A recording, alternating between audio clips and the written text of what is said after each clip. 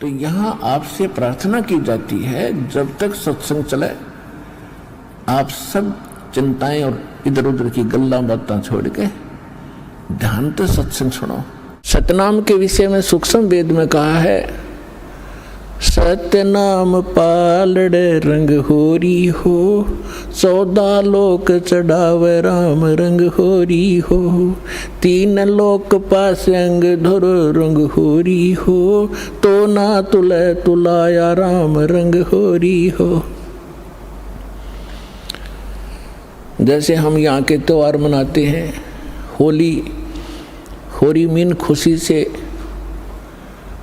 हम एक दूसरे के साथ रंग उछालते हैं, तो परमात्मा कहते हैं ये होली जो आप मनाते हो ये नकली है, ये काल प्रेरित है। एक व्यक्ति का युवा पुत्र मर गया होली से 2 दिन पहले, ना वो स्वयं होली मना पा रहा है, ना उसके रिलेटिव और ना उसके मोहल्ले वाले। तो अब कहाँ गई वो होली जिसको इतना इम्पोर्टेंट त्योहार मान रहे थे। तो परमात्मा और उससे परिचित संत कहते हैं कि इस नकली सांग में,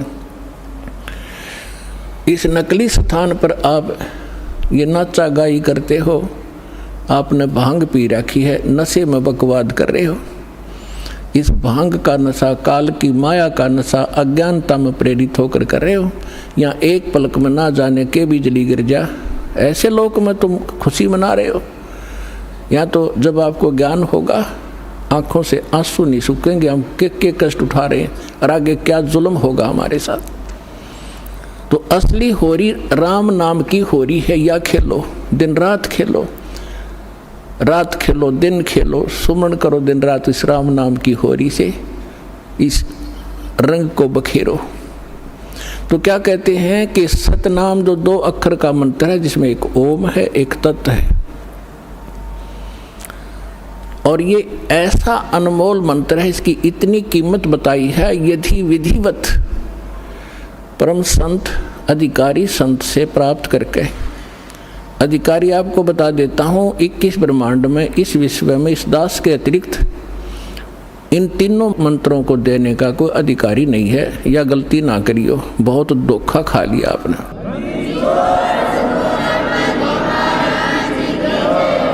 और कोई निकम्मी आत्मा इस दास से मंत्र प्राप्त करके स्वयंभू संत बनकर ये दान कर रहा है, वो महा अपराधी है भगवान का, और धोखेबाज है, वो डुप्लीकेट बना रहा है वो पासपोर्ट, जो आगे जाके आपको बहुत धोखा देगा। उसको काल का पक्का दूत समझना, उससे आप भी बचना, और जहाँ तक संभव हो जिसने उनको फंसा रखा है उन भाई बहनों को भी सतर्क करना प्यार से।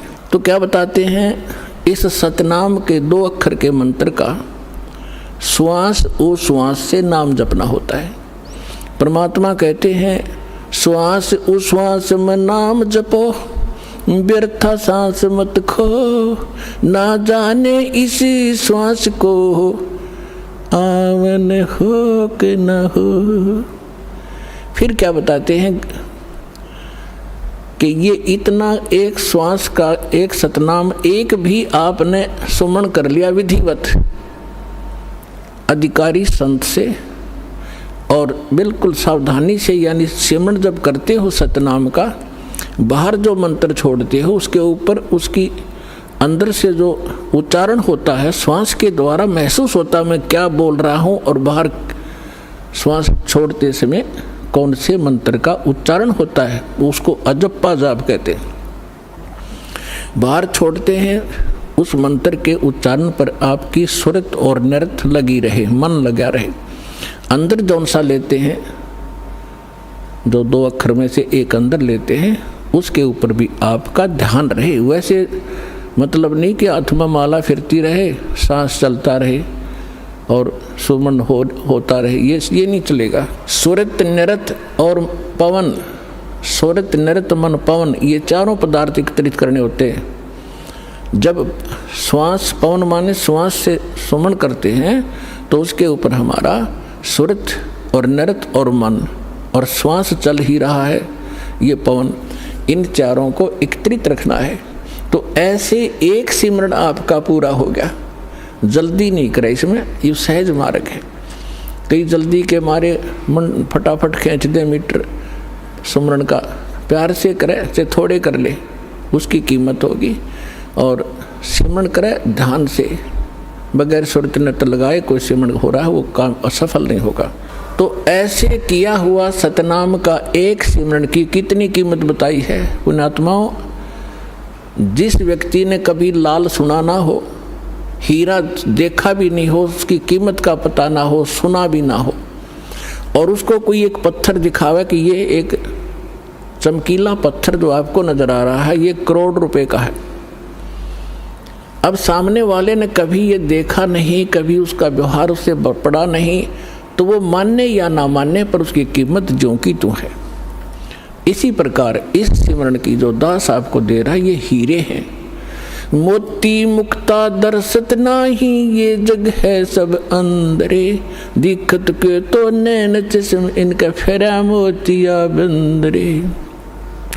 चारों युग में मेरे संत पुकारे, और कूक कहा हम हेल रे, हीरे माणिक मोती बरसे, ये जग चुगता ढेल रे। परमात्मा ने कहा कि मैं चारों युगों में आया हूँ। सतयुग में सतसुकृत नाम था मेरा, और त्रेता में मुनिंदर, द्वापर में करुणा में, और इस कलयुग में कबीर नाम से मैं आया हूँ। तो चारों युगों में मैं आया हूँ। और परमात्मा का विधान वेदों से आपको बहुत बार बताया है कि वो परमात्मा कैसी लीला करता है। ऊपर रहता है सतलोक में, शरीर मनुष्य सदृश है, वहाँ राजा के समान एक सिंहासन पर विराजमान है। वहाँ से गति करके आते हैं या अच्छी आत्माओं को मिलते हैं, उनको अपने से परिचित कराते हैं सचखंड सतलोक ले जाके, फिर उनको वापस छोड़ते हैं। फिर वो परमात्मा से परिचित महापुरुष परमात्मा के उसे यथार्थ ज्ञान को संसार के अंदर फैलाते हैं, और परमात्मा स्वयं भी वही काम करने के लिए आते हैं। एक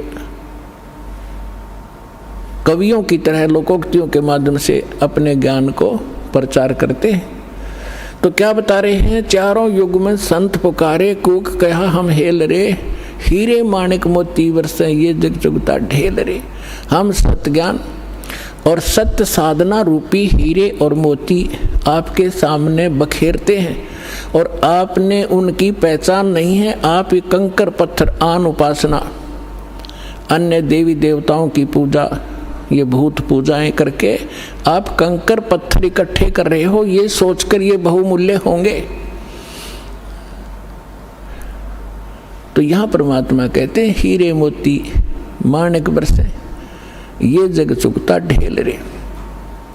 तो ये जो श्वास का सिमरण है ये लाल है आपका, और ये जितने भी एकत्रित करोगे इनकी उतनी ही कीमत होगी जो अभी दास बताने जा रहा है। क्या बताते हैं कि एक सिमरण आपने कर लिया श्वास का, एक सतनाम के 2 अक्षर का, एक मंत्र बाहर छोड़ा दूसरा अंदर लेते हैं, ये एक कंप्लीट मंत्र बन गया। देख कितना आसान सी बात, चलते कर लो, बैठ के कर लो, लेट के कर लो, सफ़र में बस में कर लो, रेलगाड़ी में कर लो, इतना सिंपल वे। इन अज्ञानियों ने इसको पहाड़ बना रखा था, खड़े होकर तपो, ढूंढने लगा लो, व्रत रखो, जंगलों में जा बैठो, और फिर जंगल में चले गए, रोटी के लिए फिर आए गृहस्थी के पास, दिए माई अंडे धक्के खाते। अब सारा काम अव्यवस्थित कर दिया इन लोगों ने, अज्ञानियों ने। तो क्या बताते हैं परमात्मा कि इस सतनाम के एक सिमरण की कितनी कीमत है। ओए होए, सतनाम पालड़ रंग होरी हो, तराजू के तखड़ी के एक पलड़े में सतनाम के एक सुमरण की कीमत रख दो, और दूसरे में पृथ्वी लोक की पूरी कीमत, स्वर्ग लोक की कीमत और पाताल लोक की कीमत। 3 ये तो पासंग है, और दूसरी में 14 लोक, विष्णु जी का लोक, ब्रह्मा जी का लोक, शिव जी का लोक, दुर्गा का लोक, और ये निरंजन का लोक और ऊपर जो स्वर्ग के अंदर, महास्वर्ग के अंदर आगे कई डिवाइड कर रखे। ऐसे ये कुल मिलाकर 14 लोक में बनते हैं, तल उतल ये नीचे के। परमात्मा कहते हैं 14 के 14 लोकों की कीमत दूसरे पलड़े में रख दो। एक पलड़े में सतनाम की एक वैल्यू और उधर 14 लोक चढ़ावे राम रंग हो रही हो, और 3 लोक पासेंग धरे, पृथ्वी लोक, स्वर्ग लोक और पाताल लोक की को तो गिनती में भी नहीं है इसकी, उसके सामने कीमत। अब पासेंग क्या होती है, अब आजकल के बच्चे तो नहीं जानते होंगे, लेकिन हमारे समय के हम अच्छी तरह जानते हैं। हमारा खूब पाला पड़ा है, किसान परिवार में जन्म था। हमारे पिता जी के पास ये सेठ लोग कणक लेने आते थे, तो उस समय वो कहा करते भी सेठ जी तराजू चेक करा तेरी।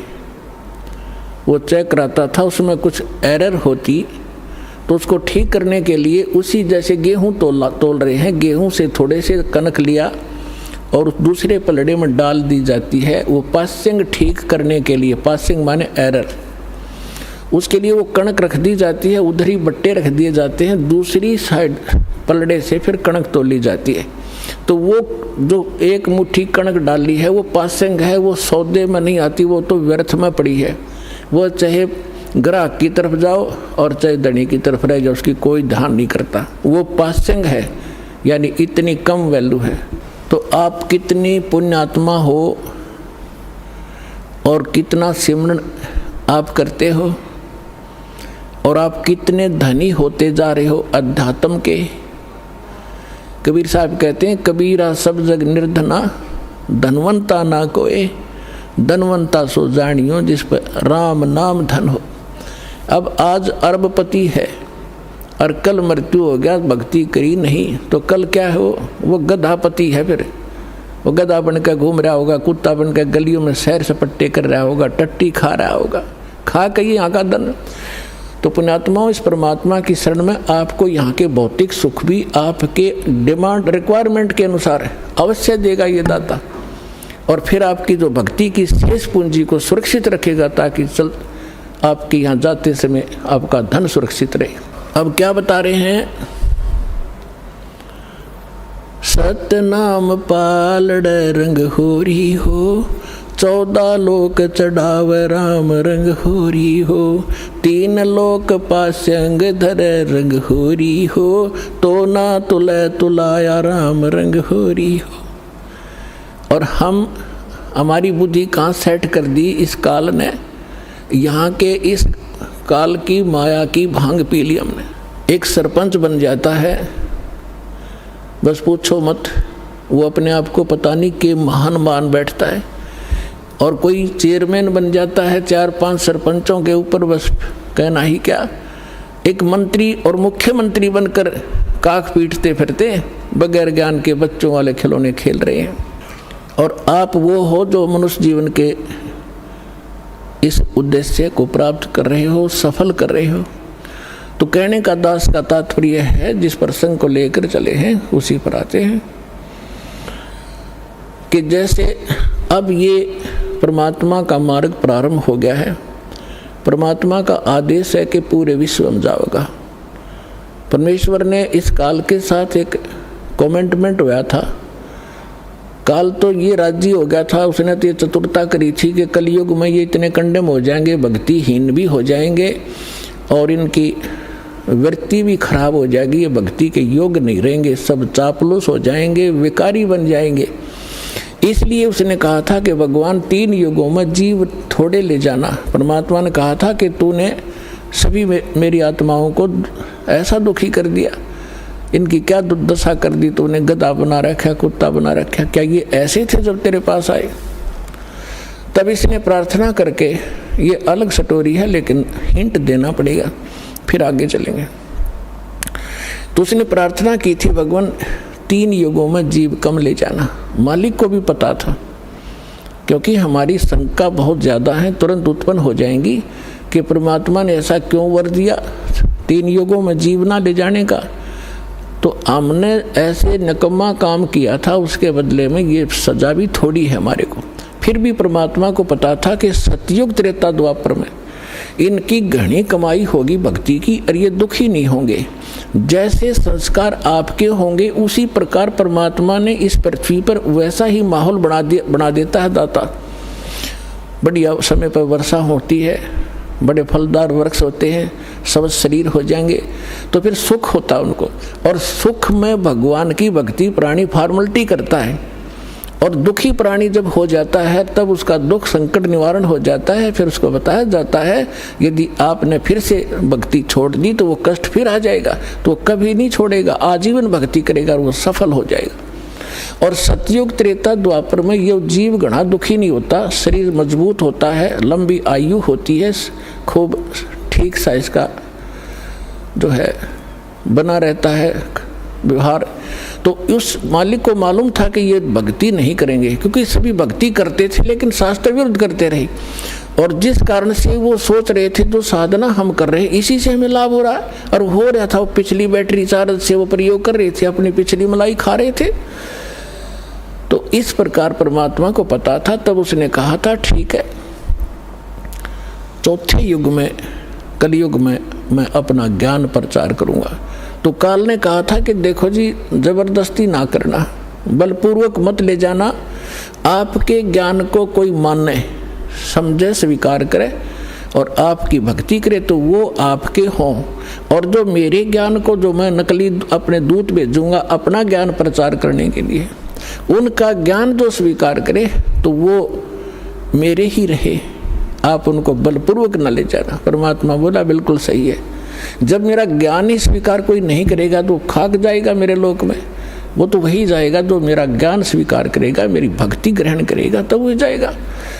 तो काल ने जब परमात्मा ने स्वीकृति दे दी, तब काल ने कहा था कि बेशक अब परमात्मा आए थे जोगजीत नाम से कि जाओ जोगजीत संसारा, जीव न माने कहा तुम्हारा, जीव तुम्हारा कहा न माने, हमरी ओढ़ हो बाद बखाने। फिर कहा था द्वादश पंथ करूं मैं साजा, नाम तुम्हारा ले करूं आवाजा, द्वादश पंथ नाम जो ले ही हमरे मुख में आन समोई, और अनेक पंथ चलाऊं या विद जीवों को भरमाऊं, देवल देव और पितृ धाम पुजवाऊं, और जब ऐसे नकली जब तब सबके मन लाऊं, और जाओ जोग जीत संसारा, जीव ने माने कहा तुम्हारा, जीव तुम्हारा कहा ना माने, हमरी ओढ़ हो बाद बखाने, मेरे वकील बन के खड़े हो जाएंगे। तो रामकृष्ण को कैसे भगवान नहीं मानते हो, क्या कर रहे हो? तो परमात्मा ने कहा था कि अब मेरी भी सुन ले दो बात। चौथा युग जब कलयुग आई तब हम अपना अंश पठाई, काल फंद छूटे डर लोई, जो जितने तू बकवास कर देगा, जितने तू ये भ्रमित करेगा, बंधन बनाएगा, काल फंद छूटे नर लोई, सकल सृष्टि परवानी खोई। ये परमात्मा का वचन है बच्चों, कोई डूम भाट के गीत नहीं है, समर्थ के वचन है। कि कहते हैं कलयुग बीते 5500 पाचा, तब ये वचन मेरा होगा साचा, और कलयुग बीत जावे जब एता, सकल सभी प्राणी और परम पुरुष पद चेता। अब परमात्मा ने कहा था कि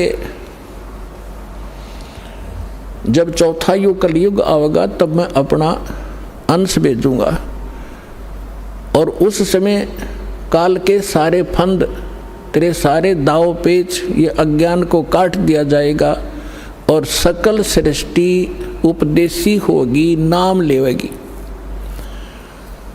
और फिर कहा था कि जब कलयुग 5505 बीत जाएगा तब मेरा ये वचन सत्य होगा, और उस समय पूरा विश्व उस परमात्मा के उस परम पद का जानकार होगा, उसको पता चले। अभी तो हम स्वर्ग और नरक, कोई व्यक्ति मर गया, नो का स्वर्गवासी हो गया, चाहे जाता हो नरक में, हमने एक कोड वर्ड बना रखा था।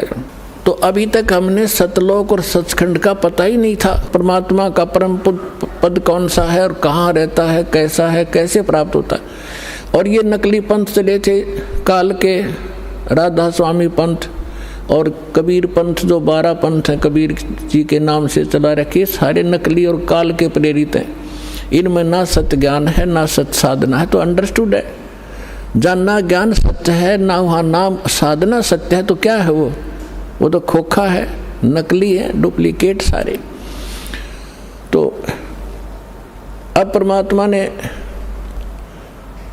कहा कि पूरा विश्व इस ज्ञान से परिचित होगा, पूरा विश्व नाम लेगा। अब प्रसंग चल रहा था कि 2 प्रकार से मानव शरीर प्राप्त होते हैं। एक तो टर्न वाइज होता है कि नरक स्वर्ग भोग के उसके बाद फिर 84 लाख प्रकार के प्राणियों के शरीरों में कष्ट उठा के उसको एक मानव शरीर मिलता ही मिलता है। तो वो उस प्रकार का प्राणी शीघ्र भक्ति पर नहीं लगता।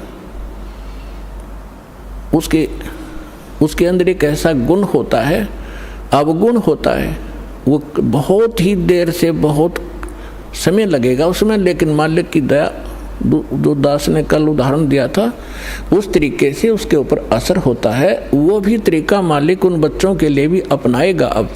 लेकिन जो बता रहा दास के एक पिछले संस्कारों से पुनर्जन्म होते रहते मानव के, उसके लिए अभी तक दास या भूमिका बना रहा है, ये समझाने के लिए आपको कि जैसे आप जी को प्रथम मंत्र दिया जाता है। पहले परमात्मा ने इस प्रथम मंत्र में केवल ये बीच वाले 5 नाम ही दिए जाते थे,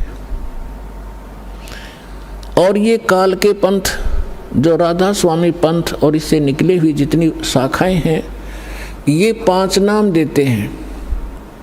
और वो कौन से नाम? 5 काल के, यूजलेस, ओंकार, निरंकार, ज्योत निरंजन, सो हमर सतनाम। सतनाम कोई जाप है, ओंकार निरंकार कोई जाप है। ये 5 नाम थे जो दास आपको प्रथम मंत्र में बीच के 2 फर्स्ट एंड लास्ट को छोड़कर, ये पहले नहीं दिया जाता था, इसलिए इसको अभी तक गुप्त रखा था। ये कंप्लीट कोर्स है। और वो बीच वाले जो मंत्र हैं वो आपको संसारिक सुविधा यहाँ की उपलब्ध कराएंगे, क्योंकि उनका टैक्स देंगे। ये पूजा नहीं, साधना है। साधना और पूजा में अंतर होता है। जैसे हम पूजा करते हैं परमात्मा को पाने की, तो हम परमात्मा को पाने के लिए जो भी प्रयत्न करते हैं वो साधना है। जैसे हमारा पूज्य है जल, हमने जल प्राप्त करना है, तो जल प्राप्त करना जमीन के अंदर है, तो हमारा जो पूज्य है, इष्ट है, वो है जल। और उसके पाने के लिए, जल प्राप्त करने के लिए जो भी हम क्रिया करते हैं, बोकी लगाते हैं, पाइप डालते हैं, फिर हैंडपंप लगाते हैं, तो वो हमारी साधना है, वो पूजा नहीं है। उसको पाने के लिए जो हमारा पूज्य है, हमारा जो इष्ट है, वो तो जल है। उसके लिए जो प्रयत्न किया गया वो साधना है और वो पूजा है उसको पाने की। तो इस प्रकार इसको पूजा और इसको समझना। हमारी आस्था तो जल के अंदर है, उन इंस्ट्रूमेंटों में थोड़ी है, और उनके बिना वो मिले नहीं। तो इसी प्रकार ये जो प्रथम मंत्र आपके दिए जाते हैं ये साधना है। और इससे जैसे इस दूसरे शब्दों में दास आपको कहे कि जैसे ये मंत्र एक ऐसी कमाई है, ऐसी शीघ्र अफेक्ट करती है, देवताओं को विवश करते हैं ये मंत्र आपको लाभ देने के लिए। जैसे आपको बताया था कि भैंसे को भैंसा भैंसा करता रहो, वो कभी ध्यान नहीं देता। आप वैसे गुण गाए जाओ, जय गणेश देवा, माता थारी पार्वती, पिता माँ देवा, हम घोट रखे थे हमने, ये कभी नहीं सुनेंगे। और इनका एक मंत्र दे रखा है आपको, उसका जाप करो, तुरंत अटैक होगा उनके ऊपर जाके और सतर्क होंगे। क्या हो गया बच्चे को, क्या डिमांड है इसकी, देखो इसका अकाउंट कितना हमारे इसमें, उस तुरंत उसका राहत दी जाएगी। तो जो पैसे ने भैंसा भैंसा करो कति नहीं सुने, अरे एक बार कर दो हुर्र, वो तुरंत देखेगा नू और अट्रैक्ट होगा, दौड़ने की चेष्टा करेगा उस आवाज़ की ओर। तो परमात्मा ने ये मंत्र हमें दिए थे, लेकिन बीच में काल के दूता ने इस कबीर पंथ का जहाँ स्टार्ट हुआ था दामा खेड़ा वालों से, तो 5वीं पीढ़ी तक ये 5 मंत्र चले थे। उसके बाद छठी पीढ़ी में दामा खेड़ा वालों के जो महंत था वो एक टकसारी नाम का इसी कबीर पंथ की ब्रांच बन गई थी नकली। उसने भ्रमित कर दिया कि तुम बात करते हो सतलोक की और सचखंड और सतपुरुष की और पूजा कर रहे हो तुम देवी देवताओं की, ये काहे की भक्ति है तुम्हारी। तो भ्रमित हो गया, उसको ज्ञान नहीं था, छठा पीढ़ी वाला था। उसके बाद फिर उन्होंने एक शब्द सिलेक्ट कर दिया जो कबीर सागर में लिखा, भाई जो गुरु बचन पे डट गे रकट गे फंद 84 के, कट गे फंद 84 के, रकट गे फंद 84 के। भाई जो गुरु बचन पे डट गे रकट गे फंद 84 के, वस्तु मिली ठोर की ठोर मिट गई मन पापी की दौड़।